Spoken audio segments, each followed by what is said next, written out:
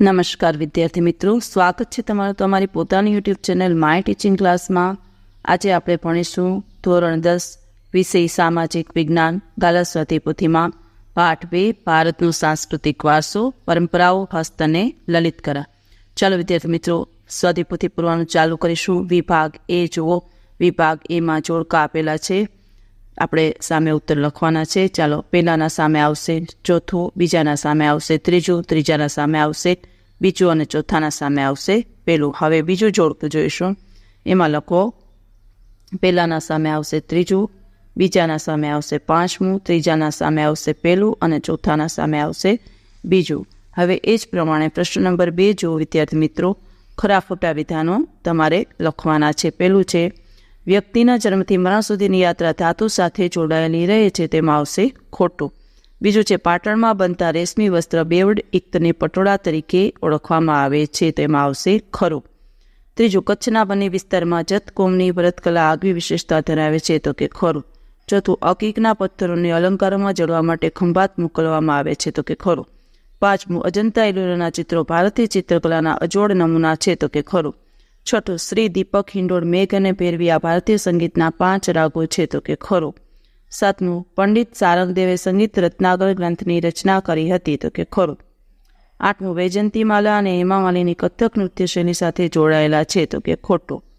નવમું, ભરત મુનિએ રચેલું નાટ્યશાસ્ત્ર કલા ક્ષેત્રે પ્રચલિત છે, તો કે ખરું। અને 10મું, ગરબો શબ્દ ગર્ભદીપ શબ્દ પરથી બન્યો છે, તો કે ખરું। ચાલો વિદ્યાર્થી મિત્રો, બધા તમે જોડકા ખરા ખોટા જોઈ શકો છો। હવે છે સંક્ષિપ્તમાં ઉત્તર। ચાલો, પહેલામાં આવશે 21 જૂન, બીજામાં આવશે નાગાર્જુન કોર્ટ, ત્રીજામાં આવશે જત કોમની, ચોથામાં આવશે સમખેડાના, પાંચમામાં આવશે ખંભાત, છઠ્ઠામાં આવશે સામવેદ, સાતમામાં આવશે તાંજોર, આઠમામાં આવશે કથક નૃત્યમાં, નવમામાં આવશે કથક અને 10મામાં આવશે જયશંકર સુંદરીનું। ચાલો વિદ્યાર્થી મિત્રો, હવે છે ખાલી જગ્યા। એમાં પહેલામાં આવશે સાંસ્કૃતિક, જો કાંસ આપેલા છે કાંસમાંથી યોગ્ય વિકલ્પ પસંદ કરી ખાલી જગ્યા લખો। પેલું છે સાંસ્કૃતિક, બીજું છે કાતણ વણાટ, ત્રીજું છે પટોળા, ચોથું છે સુરત, પાંચમું છે તૃતીય હિન્દ, છઠ્ઠું છે નટરાજ, સાતમું છે મણિપુરી, આઠમું છે આદિવાસીઓ અને નવમું છે ધમાલ। હવે છે જે વિકલ્પ આપેલા છે એ સાચો વિકલ્પ શોધી સામે આપણે એનો સાચો જવાબ લખવાનો છે। ચાલો, પેલું વિશ્વ યોગ દિવસ કઈ તારીખે, તો એમાં આવશે 21 જૂન। ઇક્ત એટલે તો એમાં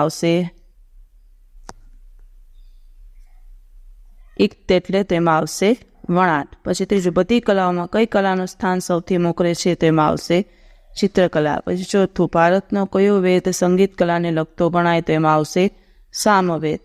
પાંચમું, ભારતમાં સંગીત ક્ષેત્રે તૃતીય હિન્દના તરીકે કોણ જાણીતું છે, તો કે અમીર ખુશરો। અને છઠ્ઠું, બધી કલાઓનો સંયોગ કઈ કલામાં છે, તો કે નાટ્ય કલામાં।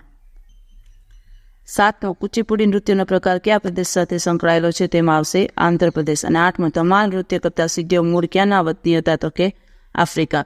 ચલો વિદ્યાર્થી મિત્રો, હવે વિભાગ બી ચાલુ કરીશું। વિભાગ બીમાં જુઓ, ટૂંકમાં ઉત્તર આપણે લખવાના છે, પ્રત્યેકના 2 માર્ક્સ છે। ચલો, પહેલું છે,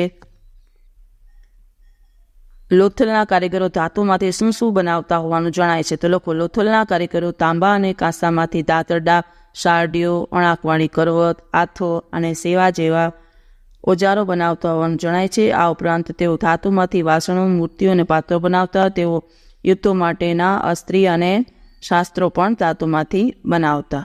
ચાલો, પછીનું છે બીજું, બેવડ ઇક્ત એટલે શું, તેમાં લખો બેવડ એટલે બંને બાજુ અને ઇક્ત એટલે વણાટ પ્રક્રિયા, રંગાયેલા રેશમમાંથી બનાવેલું કાપડ।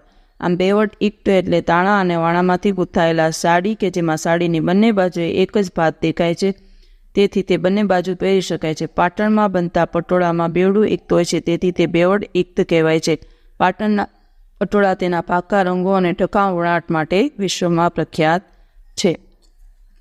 હવે છે ત્રીજો પ્રશ્ન, ભારતના શાસ્ત્રીય નૃત્યના પ્રકારો જણાવી તેના ઉદ્ભવ સ્થળો વિશે માહિતી, તો લખો ભરતનાટ્યમ, કુચીપુડી, કથકલી, કથક, મણિપુરી વગેરે ભારતના રાષ્ટ્રીય નૃત્યના મુખ્ય પ્રકારો છે। ભરતનાટ્યમનું ઉદ્ભવ સ્થાન તમિલનાડુના તાંજોર જિલ્લો ગણાય છે। કુચીપુડીનું ઉદ્ભવ સ્થાન આંધ્રપ્રદેશ રાજ્ય છે, કથકલીનું ઉદ્ભવ સ્થાન કેરળ રાજ્ય છે, કથકનું ઉદ્ભવ સ્થાન ઉત્તર ભારત છે, જ્યારે મણિપુરી નૃત્યનું મુખ્ય કેન્દ્ર મણિપુર રાજ્ય છે. ચાલો ચોથું, નાટ્યકલા સમાજ જીવનને પ્રતિબિંબિત કરે છે. આ વિધાન સમજાવો. તો લોકો, ભારતમાં પ્રાચીન કાળથી નાટ્યલેખન અને મંથન અતિ લોકપ્રિય છે. ભરત મુનિ રચિત નાટ્યશાસ્ત્ર નાટ્યકલા ક્ષેત્રે અતિ પ્રચલિત છે. આ કલામાં સાક્ષર, નિરક્ષર અને અબાલવૃદ્ધ સૌને મનોરંજન પૂરું પાડવાની ક્ષમતા છે. તે જીવન અને જગતનું દર્પણ છે. તેમાં જ્ઞાન અને ગમ્મત સમાયેલા છે. નાટ્યકલાની કથાવસ્તુ સામાજિક બાબતો પર આધારિત હોય છે. સમાજની પ્રથાઓ, પરંપરાઓ, રિવાજો, રૂઢિઓ વગેરે નાટકો દ્વારા રજૂ થતા હોય છે. આમ નાટ્યકલા સમાજ જીવનને પ્રતિબિંબિત કરે છે. પાંચમું, સંગીત રચનાકરનો પરિચય આપો. તો લોકો, સંગીત શાસ્ત્રના તજજ્ઞ પંડિત સારંગદેવે આ ગ્રંથની રચના કરેલી છે. દુલતાબાદ વંદનવિધિ નિવાસ કોઈ તેઓ ઉત્તર ભારત અને દક્ષિણ ભારતના સંગીતથી સુપરિચિત હતા. પંડિત વિષ્ણુ નારાયણ ભાતખંડે સંગીત રત્નાકરને ભારતીય સંસ્કૃતિનો સૌથી વધુ પ્રમાણભૂત ગ્રંથ ગણાવે છે. સંગીતના અંગો સમજવા માટે આ ગ્રંથ બેજોડ ગણાય છે. હવે છે છઠ્ઠો પ્રશ્ન, ભરતનાટ્યમ નૃત્ય શૈલીનો પરિચય. તો લોકો, ભરતનાટ્યમ ઉદ્ભવ સ્થાન તમિલનાડુ રાજ્યના તાંજોર જિલ્લો ગણાય છે. એ ભરતમુનિએ રચેલ નાટ્યશાસ્ત્ર અને નંદિકેશ્વર રચિત અભિનંદ દર્પણ આ બંને ગ્રંથો ભરતનાટ્યમના આધાર સ્ત્રોત છે. મૃણાલિની, સારાભાઈ, ગોપીકૃષ્ણ ઉપરાંત ફિલ્મ ક્ષેત્રની જાણીતી અભિનેત્રીઓ વૈજયંતીમાલા અને હેમા માલિની પણ આ પ્રાચીન પરંપરાનો વારસો જાળવનારાઓમાં ગણાય છે. હવે છે સાતમું, કથકલી નૃત્ય વિશે સમજ આપો. લખો, કથકલી એ કેરળ રાજ્યનો પ્રચલિત નૃત્ય છે. કથકલી શબ્દ પૌરાણિક મહાકાવ્યો, મહાભારતના પ્રસંગો અને સંસ્કૃત મલયાલમ મિશ્રિત નાટકો પાછળથી કથકલી કહેવાયા. કથકલીની વેશભૂષા ઘેટદાર સુંદર કપડાવાળી હોય છે અને તેના પાત્રોને ઓળખવા માટે તેમના ચહેરા ઉપરના વિશિષ્ટ ચિત્રામણ મુખાકૃતિને સમજવું પડે છે. આ નૃત્યમાં નટ કલાત્મક મુકુટ ધારણ કરી રજૂઆત સમયે એક જ તેલના દીવાના તેજથી પ્રકાશિત રંગમંચ પર પડદા પાછળ આવીને પોતાની સંગીતમય ઓળખ આપી ત્રણેય લોકના પાત્રોને ચહેરાના હાવભાવ અને હસ્તમુદ્રાથી સજીવ કરે છે. કેરળના કવિ શ્રી વલ્લથોડ સ્થાપિત કલા મંડળમાં કથકલી કલા મંડળમ, કૃષ્ણપ્રસાદ, શિવાદમ વગેરે આ શૈલીને દેશ વિદેશના નામના અપાવી છે. હવે છે આઠમો પ્રશ્ન, કથકલી શૈલીનો પરિચય આપો. લોકો, કથન કરે સો કહાવે વાક્ય પરથી કથક ઉતરી આવ્યું છે. મહાભારતમાં શ્રી કૃષ્ણ અને ગોપીઓ સાથેના નૃત્યોની કથાઓ અને આધારિત કથક નૃત્યને વૈષ્ણવ સંપ્રદાયની શૃંગાર ભક્તિ સાથે ઉત્તર ભારતમાં વિકાસ થયો છે. તેમાં એક પણ ગોળ ગોળ ફરવું અને અગત્યના પ્રસંગો પ્રદર્શિત કરવામાં આવે છે. આ નૃત્યમાં સ્ત્રીઓ ચૂડીદાર પાયજામો અને ઉપર ઘેરવાળું વસ્ત્ર પહેરે છે. પંડિત શ્રી બિરજુ મહારાજ, સિતારા દેવી અને કુમુદની લાખિયા વગેરે આ કલાકારો કલાને જીવંત રાખી છે. હવે છે નવમું, સીડીઓના ધમાલ નૃત્યનો પરિચય આપો. લોકો, મૂળ આફ્રિકાના અને ગીરની મધ્યમાં હાલના જામપુરમાં વસેલા સીડી લોકોનું આ નૃત્ય છે. મશીરા નારિયેળના કોચલામાં કોડીઓ ભરી તેના ઉપર કપડું બાંધી તાલબંધ ખખડાવાની સાથે મોરપીંછ, ચૂંડું અને નાના નાના ઢોલકા સાથે ગોળાકારે ફરીને ગવાતું આ નૃત્ય છે. હો હોના આરો અવરોહ સાથે ગવાતા આ નૃત્યમાં પહાડો અને જંગલમાં ઘેરા પડછંદો ઉઠતા હોય તેવું લાગે છે. પશુ પક્ષીઓના અવાજની નકલ કરતા સમૂહમાં નૃત્ય કરે છે. ચાલો છે હવે છે સંગીત પારિજાતનો પરિચય આપો.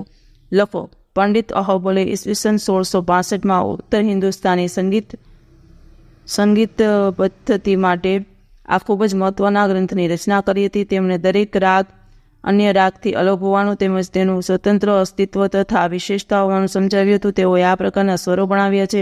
અલાઉદ્દીન ખિલજીના સમયના અમીર ખુશરો શાયરો અને સંગીતના પ્રદાનની હેતુથી હિન્દ તરીકે વિશ્વ પ્રખ્યાત થયા હતા. ભારતમાં 15મી અને 16મી સદીમાં થયેલા ભક્તિ આંદોલન સમયના સરફુરદાસ, કબીર, તુલસીદાસ, ચૈતન્ય મહાપ્રભુ, મીરાબાઈ અને નરસિંહ મહેતાના ભજનો અને કીર્તિ તોરણ એક ભક્તિમય વાતાવરણમાં ઊભું થયું હતું. હવે 11મો પ્રશ્ન, કુચીપુડી નૃત્ય શૈલીનો પરિચય આપો. લોકો, આ નૃત્યની રચના 15મી સદીના સમયમાં થઈ છે. મુખ્યત્વે આ સૌંદર્યના વર્ણન ઉપર આધારિત અને સ્ત્રીઓ અને પુરુષો બંને ધારણા કરતા કુચીપુડી નૃત્યમાં ભારતીય નૃત્યની પાયાની મુદ્રાઓ ગણી લેવામાં આવી છે. આ નૃત્ય આંધ્રમાં વિશેષ પ્રચલિત છે. ગુરુ પ્રહલાદ શર્મા, રાજા રેડ્ડી, યામિની રેડ્ડી, શોભા નાયડુ વગેરે જાણીતા નર્તકોએ આ શૈલીના પ્રાચીન વારસાને વિશ્વવિખ્યાત બનાવ્યો છે.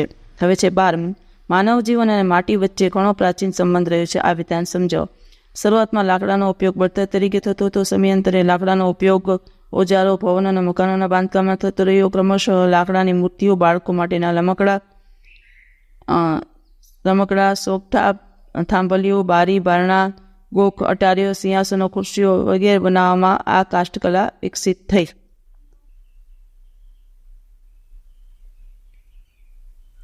પછીનું લખો.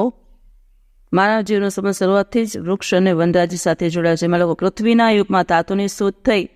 પ્રાચીન યુગમાં ધાતુની શોધ થઈ એ પહેલાં લોકો માટીમાંથી બનાવેલા પાત્રનો ઉપયોગ કરતા. એ સમયે રમકડા, ઘોડો, ઘોડિયું, કુલડી, માટલી, ચૂલો, ઈંટો વગેરે સાધનો માટીમાંથી તૈયાર કરવામાં આવતા. અનાજને સંગ્રહ કરવાની નાની નાની કોઠીઓ માટીમાંથી બનાવતી.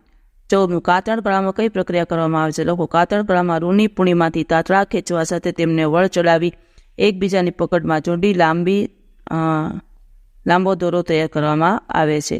15. હડપ્પાના લોકો માટીના વાસણો ઉપર કઈ કઈ ભાત પાડતા હતા? લોકો હડપ્પાના લોકો માટીના વાસણો ઉપર ફૂલછોડ, ભૌમિતિક રેખાંકનોની ભાત પાડતા હતા. હવે 16મો.